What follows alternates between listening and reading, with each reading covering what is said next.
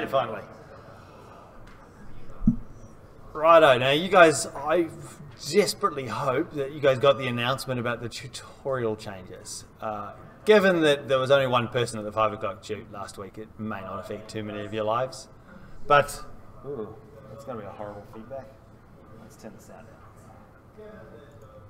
down. There was only one person came to the shoot at 5, so that's been moved to the 4 o'clock.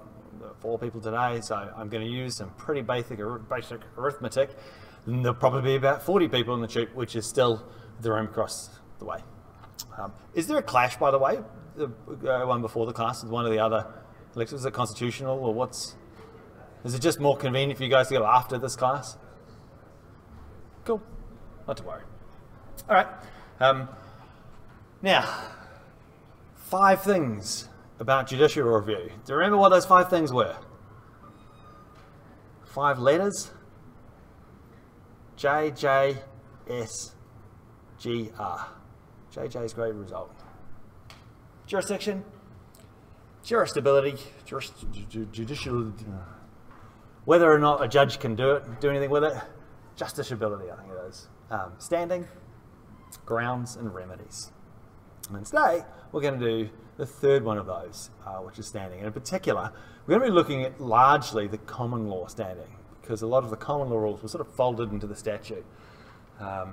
Now, with this lecture material, a couple of people asked me about the slides, which I've taken Jamie's and just wiggled things around a little bit.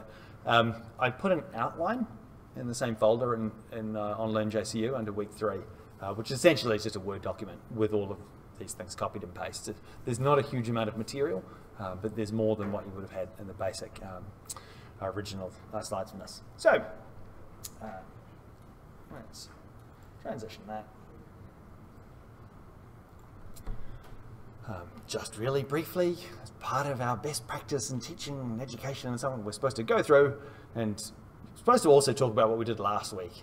Anyone remember what we did last week? Those 5 things, or at least the first 2 of those. And today we're going to do the third one. But one thing you will notice, both in the lectures and in the tutes, things go backwards and forwards a little bit. This subject and the subject matter is actually quite hard to teach, and for your guys' perspective, to learn consecutively.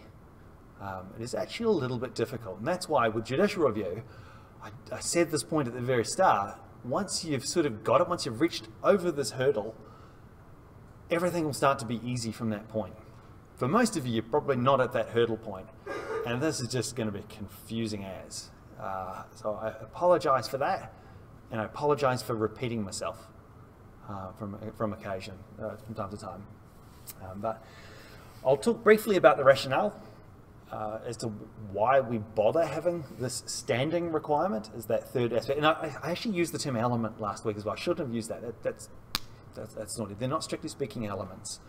They are necessary requirements, but just in the very nature of going to court with these things, standing is one of those things for a long time anyway, the courts will assess before they look at the merits of your claim. At least they have until quite recently. And we'll talk about why that's problematic later on. I'll look just briefly as that relationship between the private and public rights in terms of whether or not a private person gets to do things that a public entity might, or vice versa. And the special interest test, the test from ACF.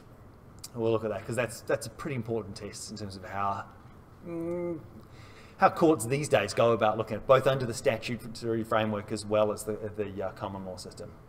And then I said, when I put this together, I did know that the common law stuff is a little bit more complex, but it wasn't until I actually went and had up all of the slides and then looked back at Jamie's one and realised he'd done the same thing. Whereas when we're looking at the common law rules for standing, there are quite a lot of them.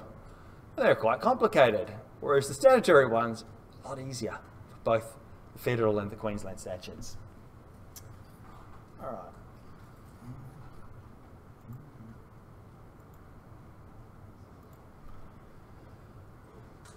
Okay, when that thing catches up in about 4 seconds time. Key thing about standing is that you can have an action.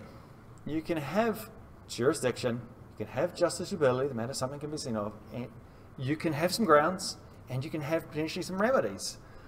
Or at least you could ask for some remedies. But not all people can bring actions for judicial review. And the analogy I like to think of this is that of privity of contract.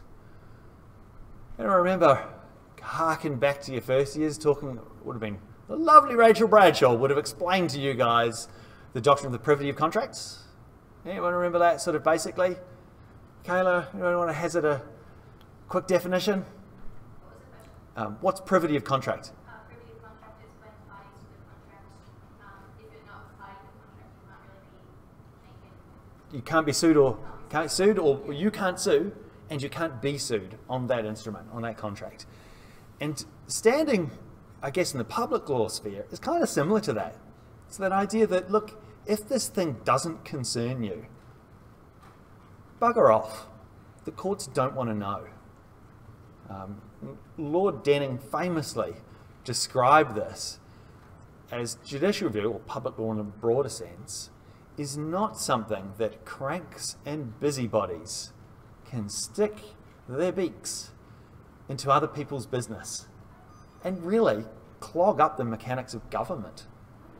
That's fundamentally what this aspect is about. And so the standing itself is really a filter.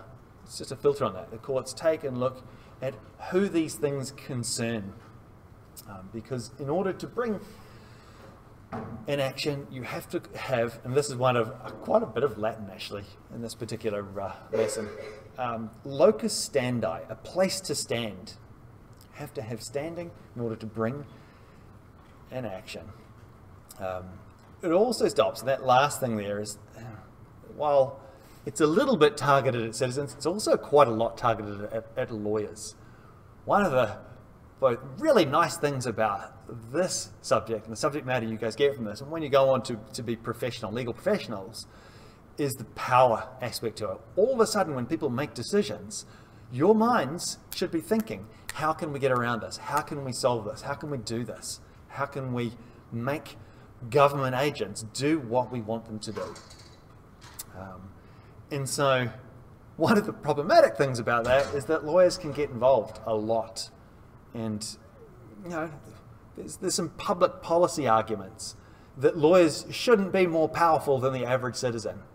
Although in practice, by and large, you are. All right. I'll talk about a convergence between these things later on in an hour or so's time. But the basic premise of standing, and while we talk about all of these common law rules first, and again, it's a little bit analogous to things like contract and tort where they have common law frameworks, then there's been a statute plopped over the top. One of the difficulties, though, of learning common law rules is that you actually have to know what remedies are before we can learn how the common law rules for standing work. So I mentioned before, this thing jumps backwards and forwards, and it's difficult to teach sequentially. And that's because learning about standing, which we've put as the third thing in our list of 5 necessary aspects of judicial review, in order to learn about standing, we have to talk about remedies. And the key thing to note here is that the common law rules, so those that are done either under Section 75 of the Constitution, through the High Court, or through the Federal Court, which is given jurisdiction under Section 39B of capital B of the Judiciary Act. If you're going to go through and do these things, you can still bring actions in common law. It's a bit like with contract. When we think about this distinction between contract law and, say, for example, the Australian consumer law. You know, most of the time, if somebody lies to you about something, where would you go? What's the law prohibiting misleading and deceptive conduct? And remember Section 18, the Australian consumer law? That's where you would go. It's only really a corner case situation where you would have to delve into the common law rules of contract. And essentially that's what we've got here. But I love using this phrase. This is a university, not a TAFE. If you were working in a government department and you were sent on a course, you would almost certainly learn the statutory framework rules only. Here, though, we have to go that extra step. You guys are going to be legal professionals and you need to be capable of going to court and using these things, actually using these rules for doing it. So I apologise in that I'll have to spend a decent chunk of time talking about remedies, which we're going to do again in several weeks' time. But we have to have an idea or a concept of how these things operate, a functional, definitional knowledge before we can look at common law standing.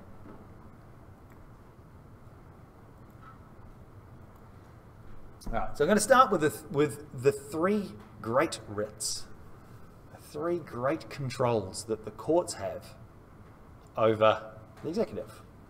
Now these things have quite a lot of history. You notice whenever you see things that are in Latin that are still in use today in the legal system, usually because they're really, really old. A writ is a document that is created and signed by a court, demanding that something happens, demanding that somebody follow it in some way, be they a private person or a public body. They're given the power of the crown to create these things. Now, again, if you go back 1,000 years, the courts are pretty much doing what the king said. We didn't really have this strong separation of powers. But as time's gone by, the courts have gone off and done their own thing. And they have positioned themselves as this institution that acts as a check and a balance on the executive arm of government. So I'm going to talk about a series of writs. Some are more important than others, and these three are the most important, because even though we have these Latin phrases to describe these writs, these orders that the court can make, those structures, those types of documents, have been enshrined in the ADJR and the JR legislation as well, give it slightly different names. So the first one is certiorari. I mispronounce this word all the time. Please, I can't even really blame a dodgy Kiwi accent because I only learned the word since I've lived in Australia. Certiorari, the whole point of certiorari is that a decision has been made and the court has created a document, an order, a writ's not an order, quashing that decision. That is something you can seek. Decision's been made. If you get a writ of certiorari, the court will pass essentially an instrument or an order quashing that decision, stopping it, making it a legal nullity. Have you guys seen that term before? It may have come up in your other sort of legal studies, the thing, because a lot of the cases on administrative law often as part of the remedies that a party can seek in other areas, this may come up. This may come up because we want government decisions to be annulled. All right, that's the first of the big three. Second is prohibition. That is another writ issued by court stopping a decision maker from either making a decision or from, if they've already made the decision, from continuing any further and bringing it into action. That is the writ of prohibition. I don't know why that is in Latin, to be honest. I don't know. There you go. There's a research question for someone. Finally, the writ of mandamus. That is a writ that a court issues to make the decision maker, or in lower courts as well, although that's outside the scope of what I'm going to talk about today. It's really making a decision maker do their job properly. Make them go and make a decision. So the big three: quash the decision, stop them from making it, or make them make it. Those are the big three, and we'll talk about those in quite a bit more depth, over the next 6 weeks.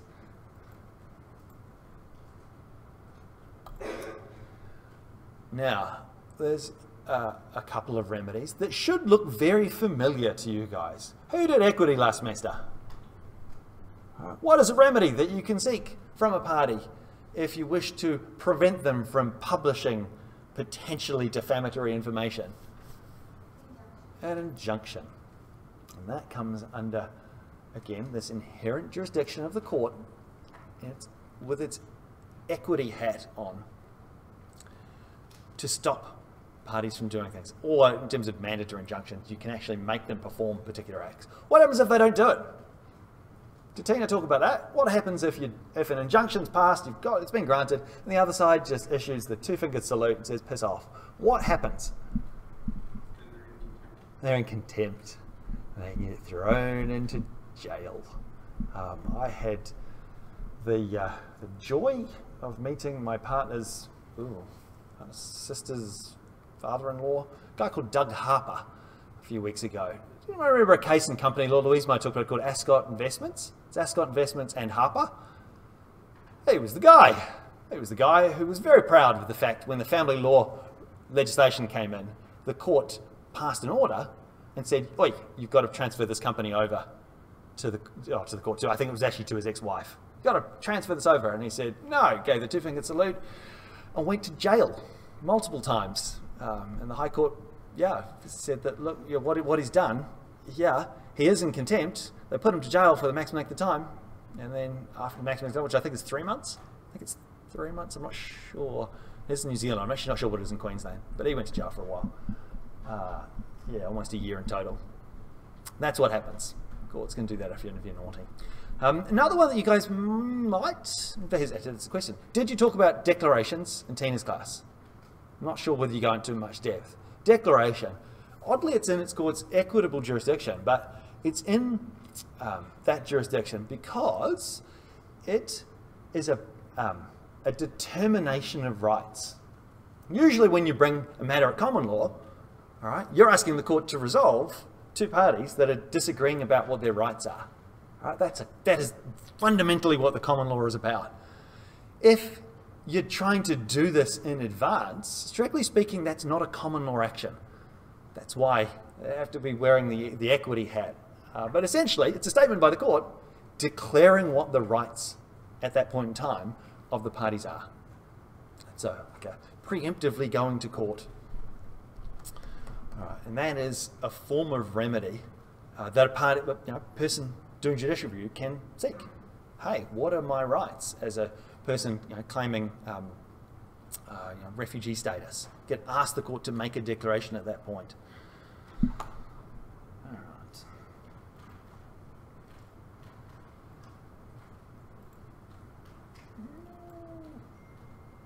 All right. I, for some reason, have lost it.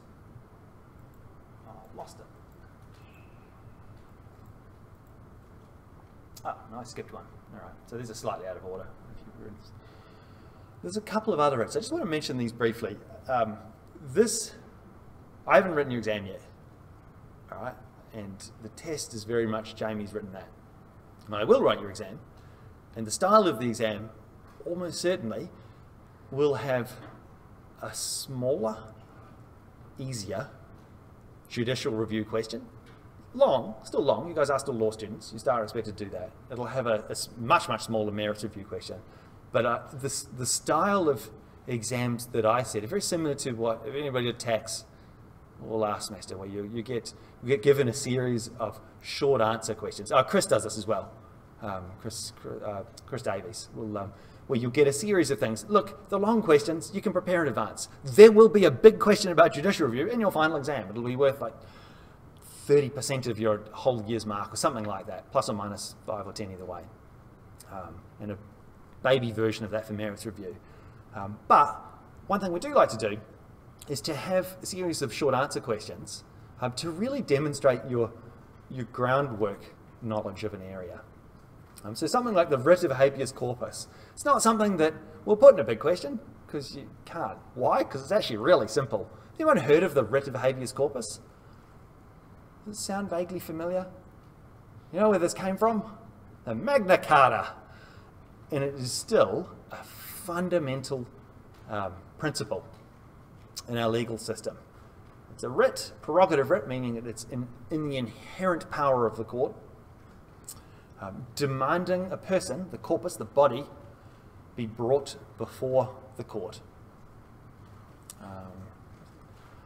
All right, that's the sort of thing that you'd be tested probably in a small question. Similarly, I can't pronounce this. I think it's Warranto. That is a writ demanding, I should say, that a decision maker show on what authority they have made a decision or executed a power. That's simple. I won't go into Warranto much further, in fact, at all.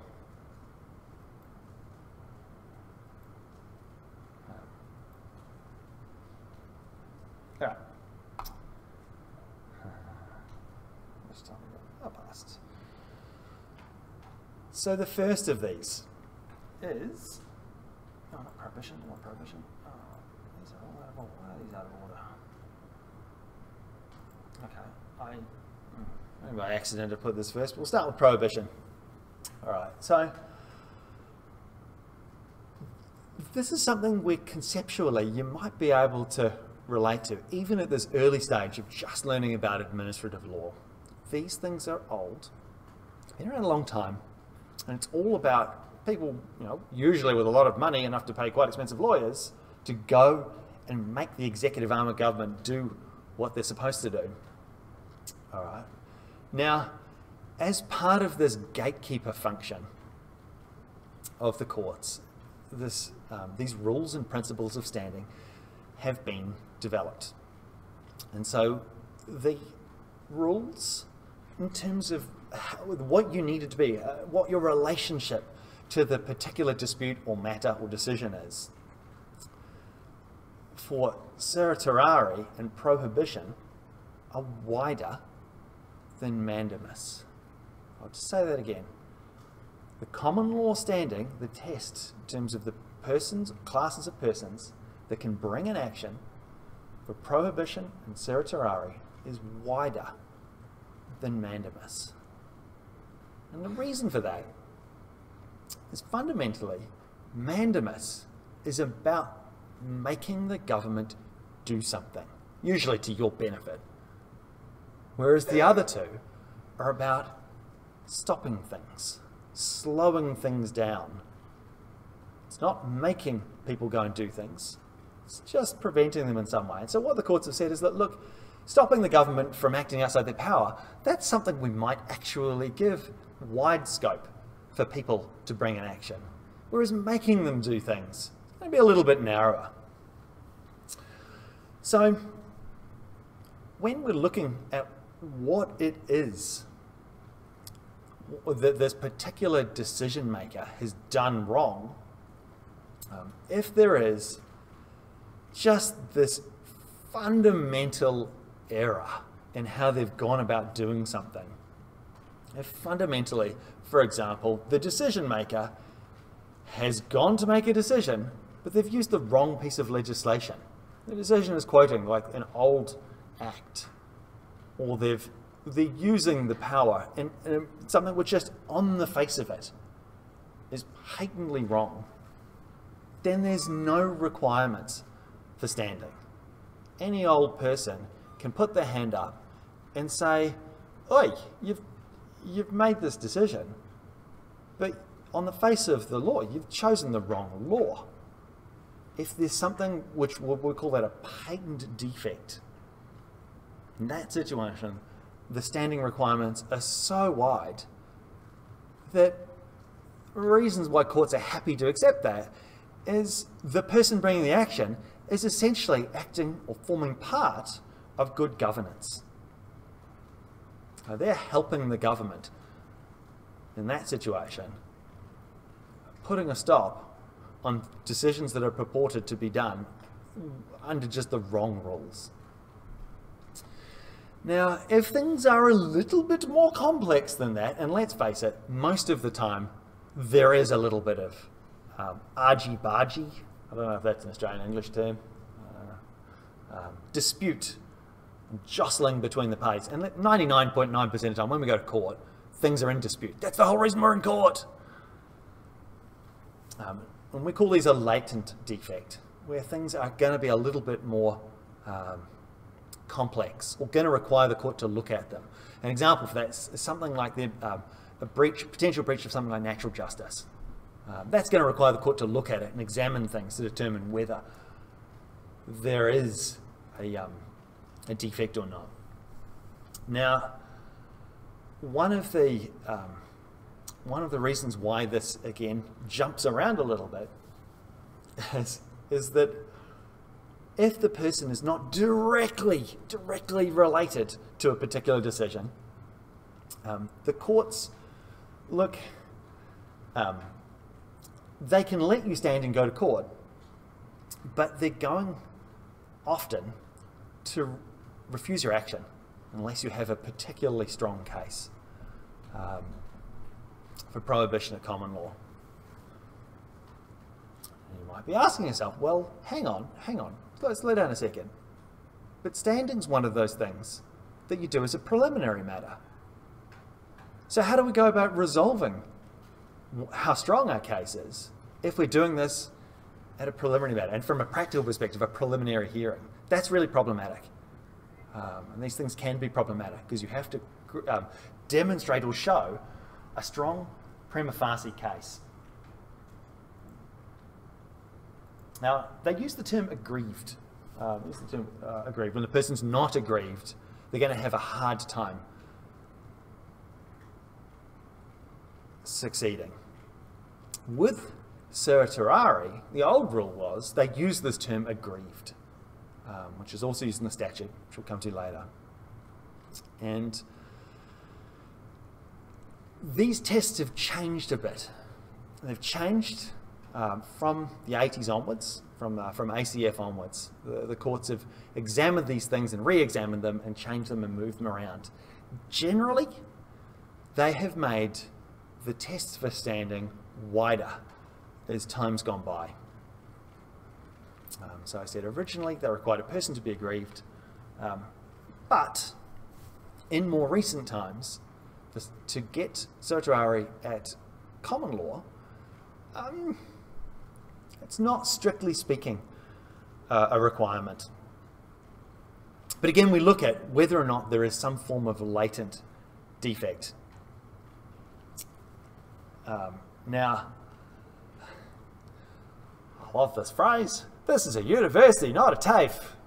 And so part of doing, you guys have heard of the AQF, the Australian Qualifications Framework? You must have vaguely heard of that. Cert 1, Cert 2, Cert 3, Cert 4, all that. Does that ring a bell? Does anyone know where this sits on the scale? Cert 1, Cert 2, Cert 3, where your undergrad degree is? Undergrad? There's different types of diplomas. An undergraduate bachelor's degree is a 7. It's kind of like a Cert 7. That's what you're doing for a bachelor's degree. Honours in law is a curious one because honours in engineering, by the way, your honours form part of your undergrad course, but that's at an 8, and master's PhD. But one of the key distinctions between doing and learning this from a practical perspective, this is how you go about filling in the form and going off to court, and you need to know this, this, and this. Doing a level 7 subject, a level 7 course, I should say, the entire LB, is that you have to look at contemporary issues and discussions and actually analyse things to a greater extent than it merely being a training exercise. So that's something that the university is appropriately suited to at least lead you guys to water. And that's why when you'll do your assessment, not the internal stuff for this subject so much, there's a little bit in the exam, but certainly for Salome's, those doing constitutional law, most years, half years, any of you? Some of you are doing constitutional law. You will do as part of that an essay. The reason why we do and have those things is that we need to challenge you guys to think a little bit beyond the material that's put in front of you. The classic example I learned from this is civil procedure, which is taught as a very practical subject. Very, very practical. It's hands-on. You need to know this section and this section and this and this and this, which is fine, but we didn't learn any theory. It's not a theoretical subject, it's solely a practical one. And so when I went to use that in practice, the sections had all changed, and I didn't know fundamentally what I was doing, going and doing these things. What I'd learned or been trained to do was all different, and I didn't have that first principles aspect to it. So just be mindful. The reason why I'm bringing this up, this last part, and Ree McBain, ex parte Australian Catholic Bishops Conference, that situation was trying to determine whether or not the Catholic bishops could have standing to bring an action as part of a morality matter. I think McBain was something involving human reproduction. I actually can't remember. I think it might have been the sperm from the woman who died. It was something that was going to be very, very contentious. Don't think it was an abortion case. I think it was, yeah, I said the sperm of the woman who died, and she needed to get an injunction to go and I think it had a car crash and she kept the sperm. I think that was the case. But the point there is, though, the court said that, look, with certiorari, the court has some discretion. What we mean by discretion is that the court can pick and choose. And the shoot I was talking about, this relationship between actions that you have by right, can go to the court and seek a remedy, or you can have some form of self-help, or actions where you must go to court. And the example I gave, again, comes from contract law. If someone breaches a contract, you sell them something and they don't pay, all right? And you don't think they're going to pay. What are the options you have? Well, you can trot off to court, or what's another option you could do? You can go to the court, you go to the tribunal, yeah, you can go through that mechanical stuff and spend 8 months and fill in lots of forms, paper. Or, in the middle of the night, just go to their place and get your stuff. Take it away. Self-help. I'm not saying this to sound really, really shonky. It's not something we really talk about or discuss. But when you guys were doing equity, everything in equity's jurisdiction is discretionary. You have to go to court. Whereas for common law remedies, there is a self-help mechanism.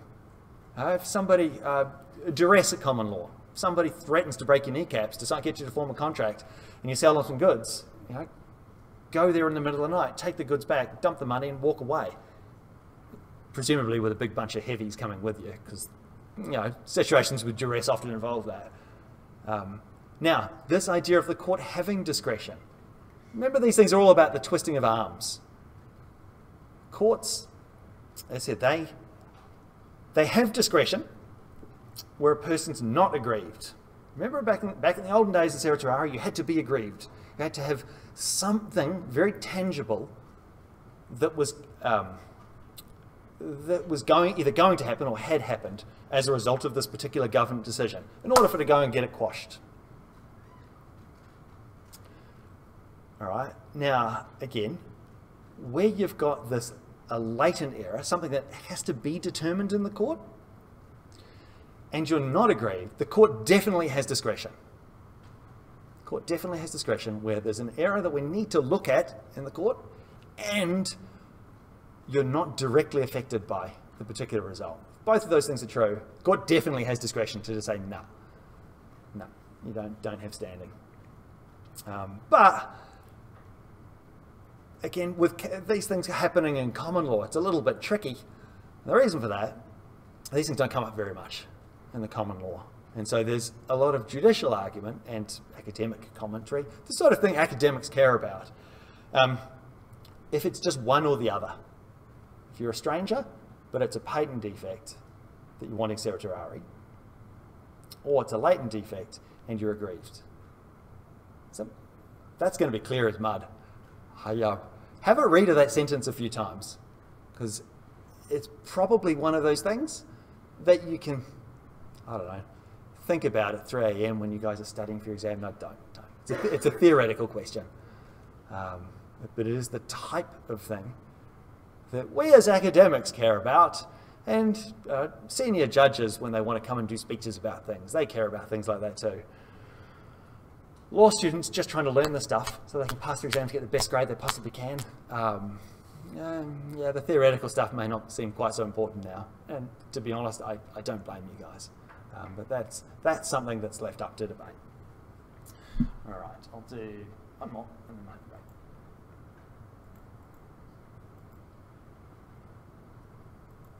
break. Mandamus, such a cool name. Sounds like a super villain. Now, the common law rules for standing for mandamus are all over the show. Well, they have been for a long time. They use the term, and again, I literally put, I think it's 4 cases, with where they've used different phrases to describe kind of the similar same thing. Fundamentally, mandamus, the test is narrower.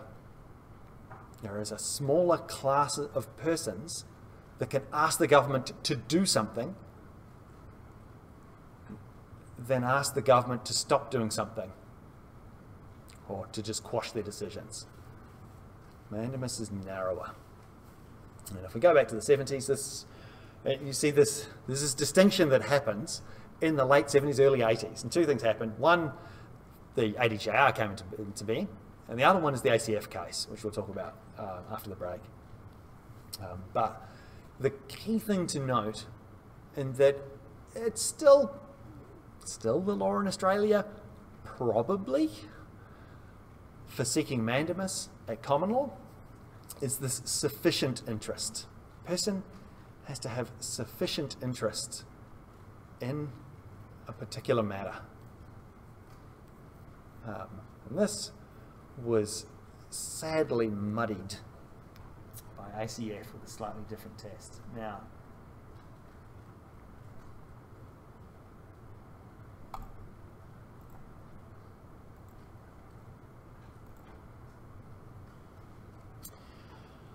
okay, this has bounced around a bit, and so they certainly the courts accept that it's a narrower requirement. All right, and this where they're talking about, occasionally you'll see the term special interest. That very unfortunately is the test that we'll use for the other ones, for certiorari and prohibition, which happened post ACF. And really the key thing to take from this, if you want to make the government do something, or make a public decision maker do something, there has to be some connection between them doing something as a result of, or in the benefit of, something specific and tangible legally that you have. That's really where that came from. It had to have something specific in terms of your own rights. And so that merely having an emotional loss or sense of things was never going to be sufficient. But what was sufficient? Dollars.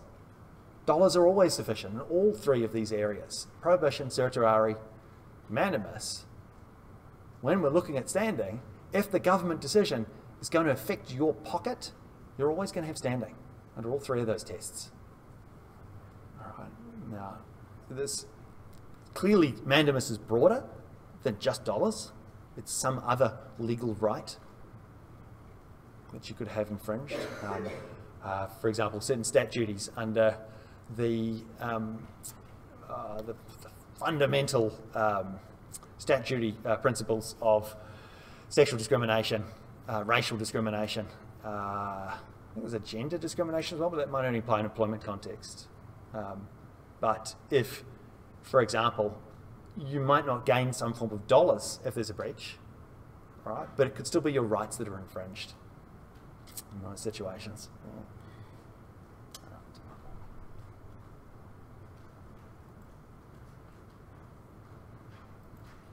I might actually just break there. I'm going to break there because that's going to be clear as nothing at this stage. Well, we'll talk about the equitable ones after the break. This is the key thing to note.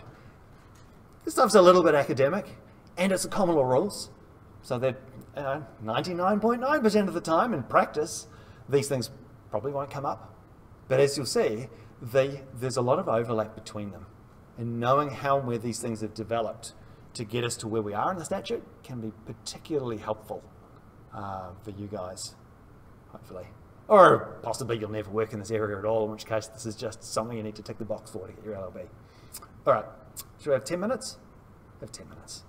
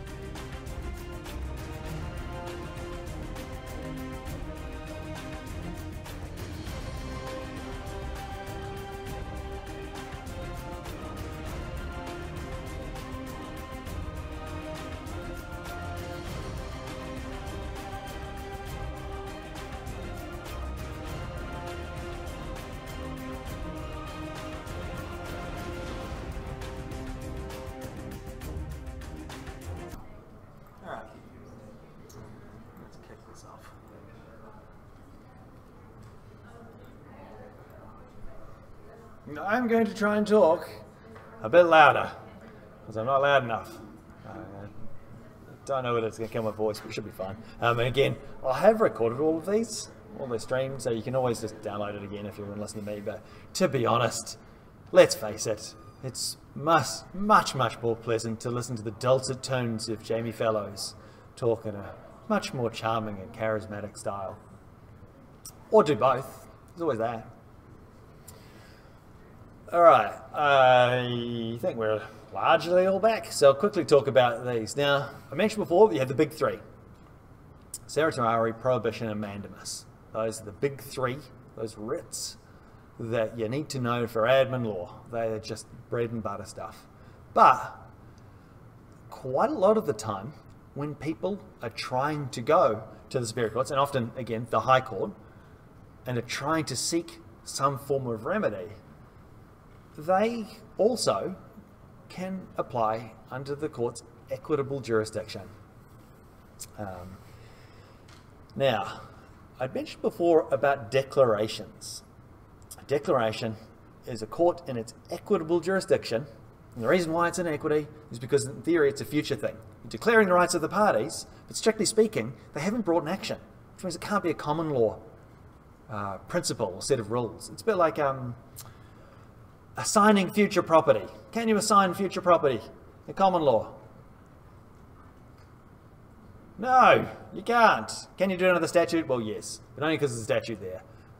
In ye olden days, you could only do it in equity. And that's really how and why declarations work. But as a result, though, it means from the standing perspective that the courts really have to let people come to court in order to try and work out what the heck is that they're talking about. What are they trying to have declared? And so that idea that people need to go to court in order to do and prove these things means that in the equitable jurisdiction at least, unless you're trying to do something ex parte or urgently, or as some of you may have done for your moots, some form of interlocutory injunction, that's where things are a little bit more problematic.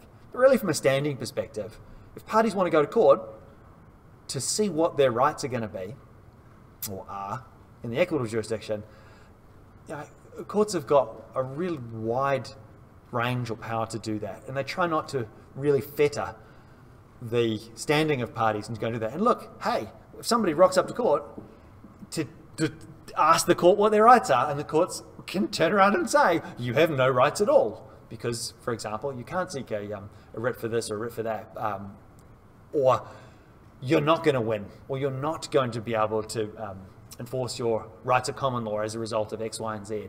That's still a declaration. It forms part of that, that order that the court's made.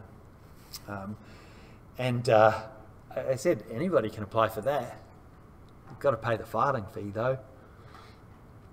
All right, the key thing, this is actually a really, really nice phrase. This is again from Bateman's Bay. Bateman's Bay, by the way, is the it's really the authority to do with dollars. When dollars are involved, you're pretty much going to get standing. Your dollars are going to be impacted or affected. Bateman's Bay was an Indigenous corporation and an Indigenous council. One had set up, I believe, a pension fund, essentially a fund for members of that particular community. Again, really it's a commercial decision to go through and establish these things. And another one wanted to do the same thing. And they were trying to ask the government, say, oh, you can't do that. We have the right to do that. At least we think we do. And they don't have the standing to try and make you do or change a decision to allow us to both do them, or to just make it one or the other. But the really cool thing about this, and I talked about it at the Chute just before, there's a lot of similarities between this area of law, between administrative law and equity. And I just talked briefly before about the idea of discretion. There's no self-help in equity. You have to go to the court and ask for something. There's no self-help in administrative law. You've got to go to the court and ask for something. In terms of these, I guess, the role of the court and the position that they have, it's kind of like public bodies in relation to trustees. When we think about that relationship between those, you've got public bodies and decision makers that are going and making decisions, all right? In many ways, it's kind of similar to how the courts would manage and regulate fiduciary relationships between things. Again, trustees being a good example, but also other things. Company directors, some other examples of fiduciaries, solicitor client, doctor patient. I'm not sure about that, but they mirror each other. The relationship they have, I think, is a thought experiment for you guys who are third-year law students. This isn't basic stuff. Trying to explain to your mum that administrative law, as the in the regulation, the role or purpose of administrative law is very similar to the role and relationship of the court maintaining fiduciary duties. It means nothing to lay people, but it should mean something to you guys. You should have enough subject matter to at least see the parallels between these things. I hope you do, for things like that moving forward. The connections. It's kind of they talk about grand unifying theories in science. Have you heard of that? It's what Einstein spent his last few years trying to do, and many others have tried since, to try and find this one great unifying theory of science in the world. And in many ways, it's kind of like doing that in our discipline, trying to do that in law.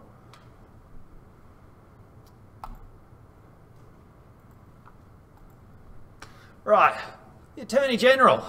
You'll find in statute, in fact in lots of empowering statutes as well, that the Attorney General has the right to bring actions. Or they call it, the word they use is fiat. You must have the fiat of the Attorney General to bring an action. For example, Louise Floyd. You guys probably know Louise, most of you. Met Louise, you have a company law? You may or may not know, she is an animal lover. And she actually went and prosecuted on behalf of the SPCA. Because we usually think about criminal law matters as involving, usually the police or the DPP. But other bodies can bring about prosecutions, the ACCC, and as it happens under the statute, the RSPCA. And so she actually went to court on behalf of the RSPCA to bring a prosecution against some person. I don't want to go too much into the facts because it was quite horrible. Anyway, she did that, and she won. They won. The SPCA won. They successfully prosecuted that person. But the key thing to note, though, is that under that statute and other ones, is that in order for people to bring these actions, they have to have the fiat of the Attorney General. Right? What does that mean? So they have to have the assent to bring the action by the Attorney General. Why is that problematic for administrative law?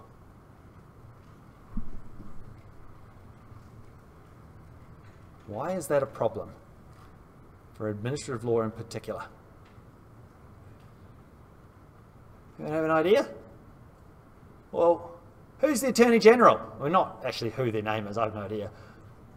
Where do they sit in our system of governance? They're in the executive. They're a cabinet minister. So if the government's made a decision to do something, asking the Attorney General to give you fiat to actually allow you to go and prosecute a public body that's doing something on behalf of the government, they're not going to grant it. Of course they're not. Why would they? All you're doing is trying to thwart their political decisions. That's a really fundamental rule or principle. Look, it's actually not universal though. There are some situations where the Attorney General may want, again, for political reasons, to actually allow people to go and bring an action. Oh, hey, we're not sure. We've done this thing, but there's a lot of public outcry about it. So rather than us just flipping out, changing our minds and going back on it, we'll let this old QC go and bring an action to see whether or not our decision was sufficiently robust or sound. They can do that. But often, if you are wanting to bring an action on something, you have to ask the Attorney General's office to do that. And I haven't been involved in this much, a couple of times doing public interest legal, and the answer apparently is always no. Always no from everybody that has to deal with it, but I imagine it happens from time to time. Okay, now assuming you can't get the Attorney General on your side, you want to bring an injunction.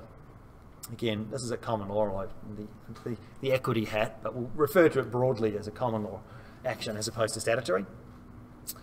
The rules for this come, and we've referred to this actually as the two limbs from Boyce's case. And that means you can go to the court and seek an injunction without having the fiat of the Attorney General if the particular interference with the public right, in other words, something's happened in the public sphere and that overlaps with your personal rights. Usually because a large group of people, for example, are suffering some form of detriment, and you're one of those people. Or, and again, this test, the second limb has changed somewhat these days, but the original rule in Boyce is, in respect, for the plaintiff, in respect to their public right, suffers some form of special damage, all right, peculiar to themselves. So that the government decision maker has impacted a large group of people, and you are either directly impacted, so your rights are direct, or you suffer some form of unusual, special or particular interference. Right? The courts will grant you standing, common law, to bring or apply for an injunction against that public body. And appreciate, if you are a private citizen and a public body's made a decision for a lot of people, this kind of makes sense. You're only one of those persons. The courts are going to be reluctant, at least on the face of it, to allow you to stop this decision. Just get an injunction stopping that public body from doing that particular thing, a particular action. And this test is, it's developed a little bit, and it's also pretty much incorporated into the statute framework as well. But this idea of needing to differentiate yourself. What makes you, for example, any different from any other taxpayer that suffered from this particular decision, or any other person who lives in a state house, for example? What makes you different or special? And to seek an injunction, you need to be different or special.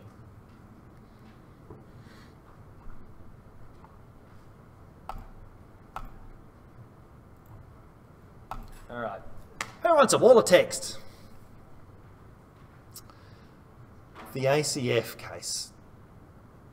When we're looking at this idea of, again, it was the aggrieved, which was widened a little bit for certiorari, or that, it is all up there too, or the narrower test for mandamus, or the limbs of Boyce for an injunction. All of these things were kind of talked about, merged into a test in the case of Australian Conservation Foundation and the Commonwealth, 1980. And I copied a wall of text there, so is that even readable? Plus or minus. If those are on laptops, you can grab the script. All of this text is in a Word doc in the same folder in Lecture 3. But fundamentally, this case was about Yeppoon. It was a company that wanted to have a development in Yeppoon. Anyone been to Yeppoon? Probably, we're all Queenslanders. Surely we've been to. Anyone been to Yeppoon? Is it east of Rocky? Like that? Seems like a nice sort of a place. I don't know. Maybe you guys may even know what this resort is if you've been there a lot. But nonetheless, a decision needed to be made by the minister involving this. And this is, as I said, it's the Queensland government, but it did go all the way to the High Court. Now,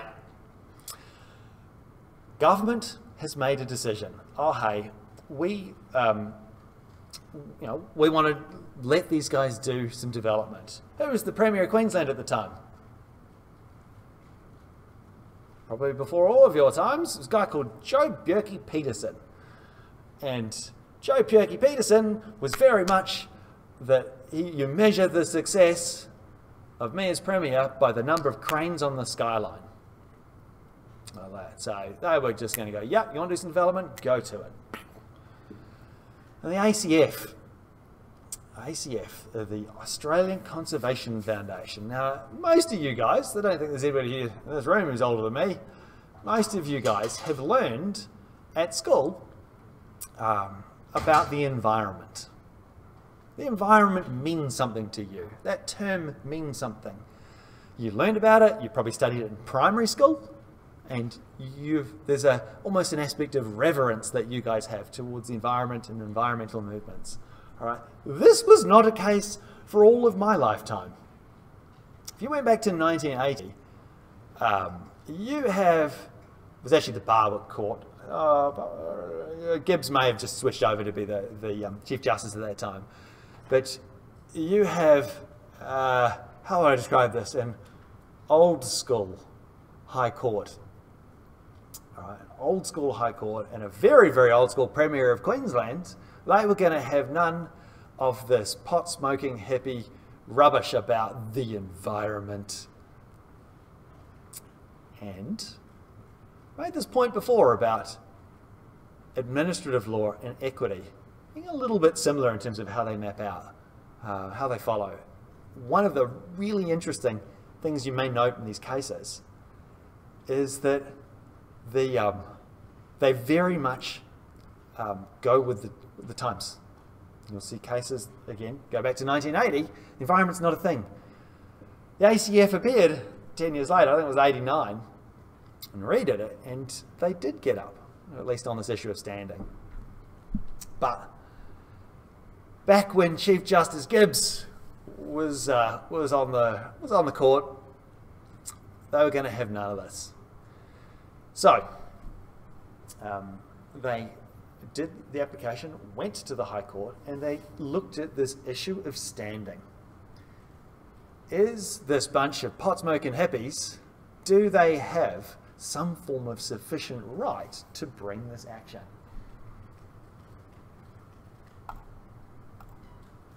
What do you reckon happened? Did they have standing or not? No. Again, perhaps it was ahead of its time. All right. But what they did talk about is how standing works. And that's why they talk about this as this pivotal case in terms of standing for administrative law, and that we really look at cases before and after. Before we look in terms of them really as an historical background, this is really the starting point for we were looking at this special interest test, trying to determine how connected a particular person is to a matter in order to go to the court and seek some form of remedy. All right, so there we go. So this, in a broad sense, they reckoned in that stage that these guys, only had some form of emotional connection to it. Oh yeah, sure, you might be emotionally harmed by them having this resort and knocking all of the wildlife out of there, but you've certainly got no pecuniary interest. All right, and even though we do accept that this special interest test is a little bit broader than just dollars, it can have some form of connection. But you guys don't have any particular, you guys being the ACF, don't have a particular connection. In this particular case,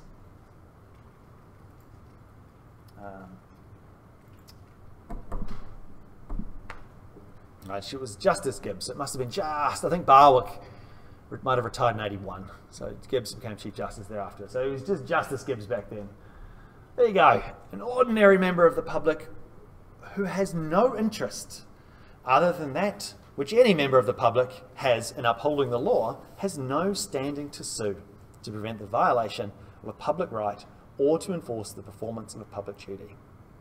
I'll just read that again. It's an ordinary member of the public who does not have any interest other than an ordinary member of the public. So going back to that second limb of Boyce, this idea of being different.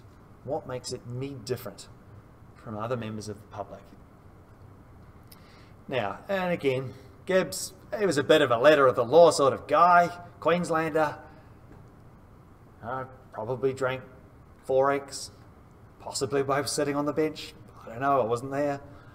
But really he's talking about this, the role of defending public rights.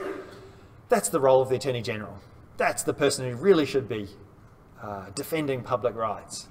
But we know in practice, that's just illusory. The Attorney General does what Cabinet says, because the Attorney General is part of Cabinet. We don't have this strict separation of powers. And this last paragraph is interesting too. An interest for the present purposes, for the ACF trying to bring this action, does not mean a mere intellectual or emotional concern. A person is not interested within the meaning of this rule unless, we'll say she or he or they, degenderify the language, is likely to gain some advantage other than this pure satisfaction of winning. The satisfaction of righting a wrong, upholding a principle, or winning a contest.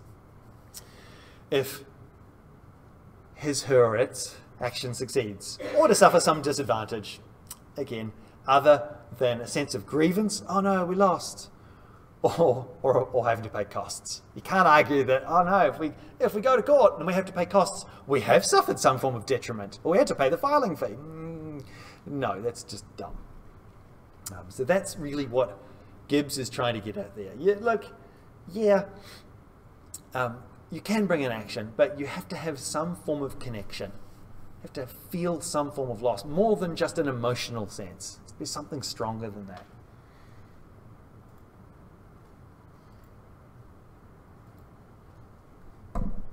And Justice Mason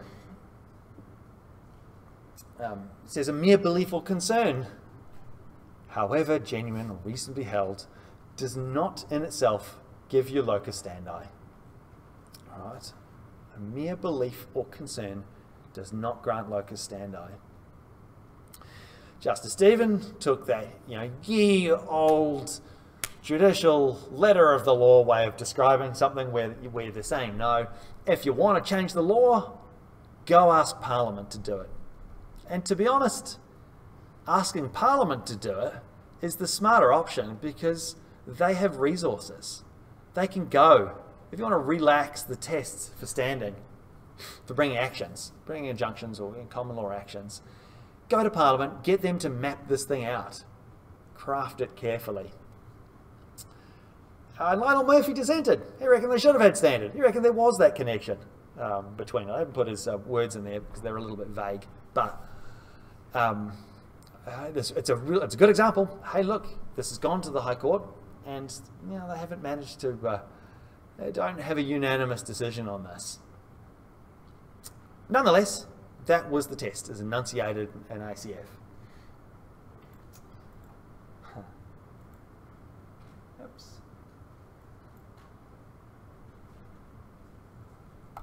All right, and I'll flick over in a second. There is this idea of there being a convergence, and it's at the moment it's really an academic or an extrajudicial thing. It hasn't really gone to the courts to being resolved, and that's largely because most of the time when bringing an action under the statute, which is quite wide, it's not really a problem. It's only if you're doing a prerogative writ under the Section 75 of the Constitution, or you're trying to bring one of these things in equity, that you have to go through and use these rules. But really that's really what they're trying to do here. They're trying to say, well, sure, we do still have these old common law rules, but there is some argument to be made that they overlap so similarly to the statutory ones that really it may just be the right thing or the correct thing to just merge them in entirety.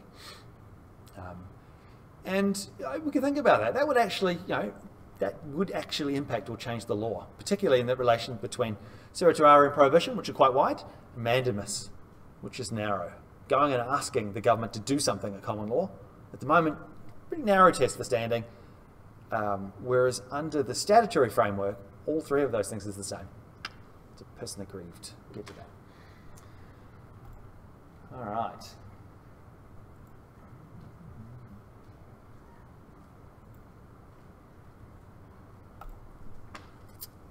So, more things about this special interest test. So, again, this idea you have to differentiate yourself.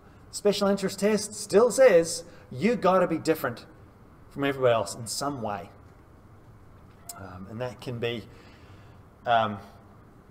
when the decision is either that has been made that you want to quash, or that hasn't been made. In those situations, you want to go and make them do it, either through mandatory injunction or mandamus. You have to prove as the plaintiff, some form of advantage or disadvantage that's special to you. It's different from ordinary members of the public. And this, again, Onus and Alcoa restated this mere intellectual or emotional concern. An ACF, the first ACF case, look, sure, these pot-smoking hippies might be sad that the spotted, I don't even know what animals that were there were going to get removed by this development, but they may have been sad about this development. Boo-hoo, that's not going to give you standing to come and seek some form of remedy and judicial review. And Onus and Alcoa was only a year later, and that case concerned a decision of the to do with Indigenous relics, in terms of a particular party or people who were from that particular tribe or region that was going to be impacted or affected by a decision of the minister to do things under that particular act. And there they said, sure, we will give you standing for that. We think that you do have a strong cultural connection to these particular relics and or that particular piece of land.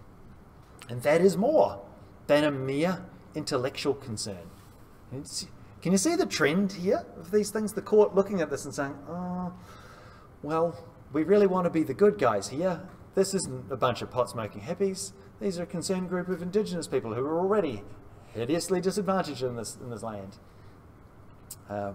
So that's that Onus and Alcoa.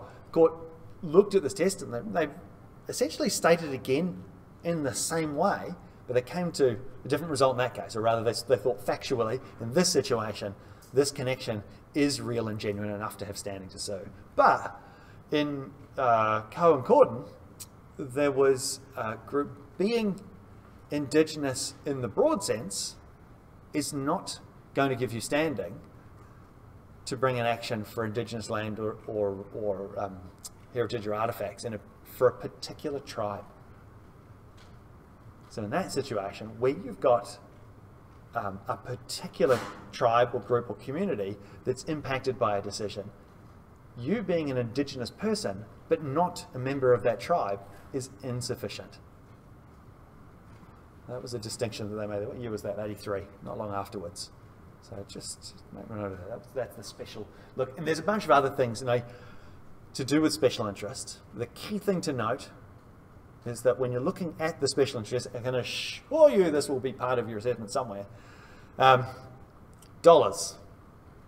If there is a dollar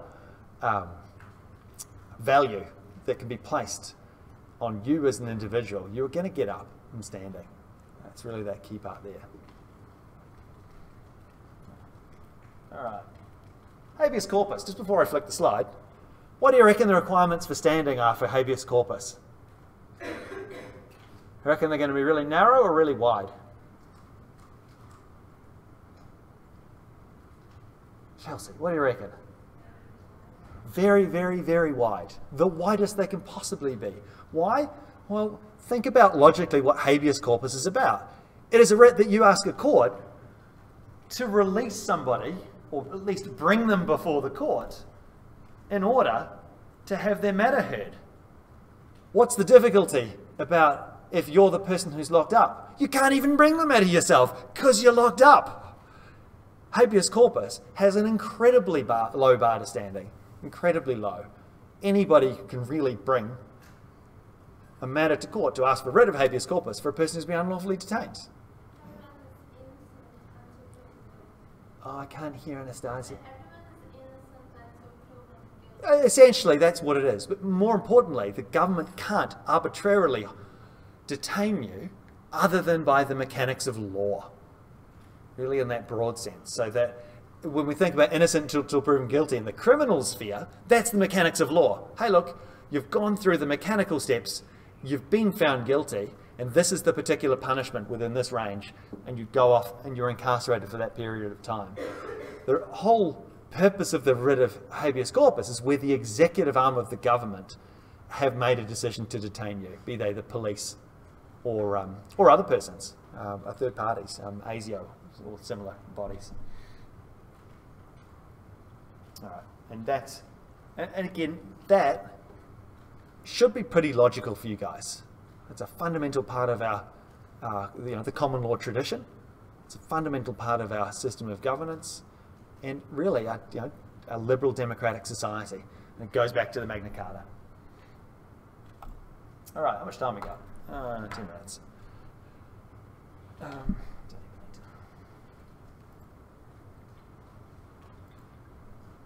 All right, just really quickly, there's not really a lot to say about this. Just make note that common law actions, these things you can still do in the Queensland framework, but the statute has actually just calls them orders. And so they're done under the statute itself, rather than strictly speaking at common law. But can't do that for the Section 75 things. Why? Because that's a constitutional law. So that things that are, if you're doing things in the federal system, they can go through, and they have codified it in the ADJR, a series of remedies that you can seek under that legislation. But if you don't want to, or for whatever reason you fall between the cracks, you can still go and get the prerogative writs from the High Court. And just make note that the fact that they changed the name, so you don't get a writ of habeas corpus, you get you don't get a writ of mandamus or certiorari. They've just given them a different name. And the Queensland courts have said, oh, yeah, you did that, but really the law doesn't change. The rules for doing it are still going to be the same. For common law actions. We'll talk about statutory ones in the next slide. Standing. Oh, good for Shirley. Okay. So 90 minutes of this class, okay, take away 10 for me taking ages to set up, is talking about the common law rules. And really, if you master those and you can know the history of them, where they sit, how they came to be, where they currently sit now, the statutory rules are really easy. Remember how certiorari used to have this term, but up till the mid-70s, of you needed to be a person aggrieved.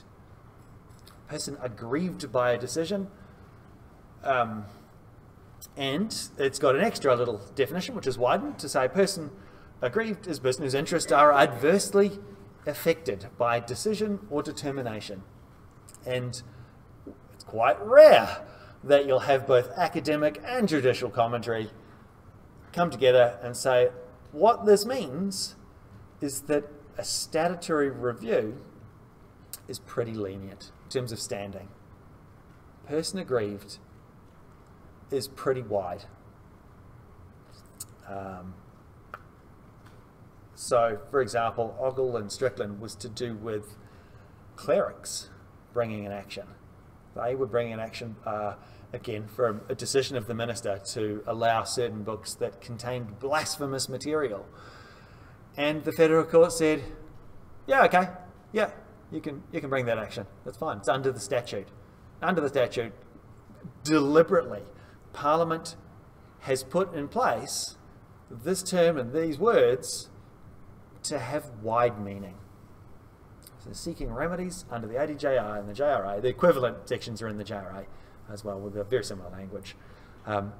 Just make note, it is much, much wider. It's more lenient. But the tests or the principles that they look at when determining whether a person is aggrieved actually flows from the special interest test. So a lot of these things go back to that ACF case to try and look at particularly whether a person is adversely affected or not. They look at things. Is there some sort of special interest? Is that person differentiated from the general public? Is it more than a mere emotional or intellectual concern? They still use the same language when trying to determine what these things are. What they found, though, is that it's broader in effect. Okay.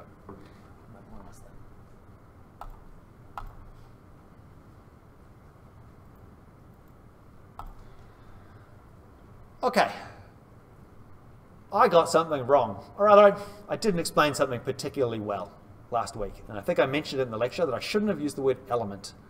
I remember thinking to myself, I've got to take that off, but I didn't. So if you go back through last week's slides, I talk about those 5 necessary factors for judicial review. What are they again? It's your cheat question as well. What are the 5 factors for judicial review? Wow, I must be sounding really boring. Yeah, those 5 things. 5 necessary preconditions. From a matter of actual process in the court system, historically, standing was determined at an initial or preliminary stage. So before you've got all of the actual substantive matters, the courts would look at, prima facie, who's this person bringing this action? What's their relationship to the factual matter? And do a determination. Does this person have standing? Yes or no? If yes, carry on. We'll organise time to have a trial and we'll bring using the rules of evidence and all that sort of guff. If no, bugger off. And that was fine till Justice Gumow came along. And there's a few cases, one of which, I think at Right to Life, he was on, I don't think he was in the High Court at that stage, but he was in the Federal Court. And he, when talking and looking and examining whether or not standing is a preliminary matter, or it's one that's actually resolved as part of the substantive matters of the hearing, he strongly wordedly said, and I think it was might have been a dissent as well in that case in terms of the result, that standing, the whole point of going and looking at this is that we need to determine whether a person is aggrieved or has special interest in the common law stuff. But thinking in terms of the statute, when we're trying to determine that, we need all of the information. Really, fundamentally, we need to do this at the hearing stage. And certainly, by the time the High Court looked at Griffith University in Tang, case we talked about last week, PhD student cheating on her results, when going and looking at the standing issue, Gumow was in the High Court by this stage, and he said as part of that decision that standing, look, it's only logical for the issue of standing to be determined at the same time that you determine all of the substantial matters as well. So that what that means from a practical sense, any old person can rock up, have the hearing, and then as part of the judicial determination of the whole thing, we look at the standing aspect of it. And so in essence, and this is why I said I was a little bit naughty in using that, they've almost moved it from a preliminary stage to essentially becoming an element of the action itself. That's really where it's at. But look, it's still a little up in the air about that, and I might go and talk to some of the barristers about that in terms of how they go about doing these things. Certainly for the common law actions now, which are quite rare, there is still, I believe that they still have this preliminary step. One of the difficulties about that is, of course, if your matters of sufficient importance and you're doing something against the Commonwealth Government and it's sufficiently important for you to go straight to the High Court, what's the process? Going to the High Court. What's the preliminary step called? It starts with L. Leave. You've got to ask the High Court anyway. Before they'll hear your matter, you have to seek leave. So that with something like this, I guess that can kind of solve that practical difficulty. Hey, here's a couple of judges from the High Court trying to determine whether or not you're going to have standing. We could probably do this in the preliminary part as well. And sometimes it may be straightforward. But like anything in our legal system, things can seem very straightforward. But if we think about it, parties only disagree and go to court where there's disagreement. That's why we have an adversarial system. That, ladies and gentlemen, is actually the last slide for to do with standing. So again, it's annoying in this subject matter bounces backwards and forwards. So we've bounced ahead a few weeks to look at stuff, and we had to go back with some stuff last week as well. It's a pretty common theme in administrative law before you reach the hurdle. Once you've reached the hurdle, and those 5 things start to make sense in your head, so you can enough for you to look at a problem and be able to start to analyze the issues and sub-issues and sub-issues. That's where we're at this stage. So I apologize if it's still a little bit murky. We're going to try and make that clearer next week when we start on standing grounds. Excellent. Okay, thanks guys, and I'll see you at the tutorial. Oh, we've just got a few minutes. Should we start the tutorial early? It's up to you guys. What time would you like to start? 10 minutes? Okay. I'll probably round that up. We'll start at 10:02. How about that? Start at 10:02. Gives a bit of scope for people coming in as well.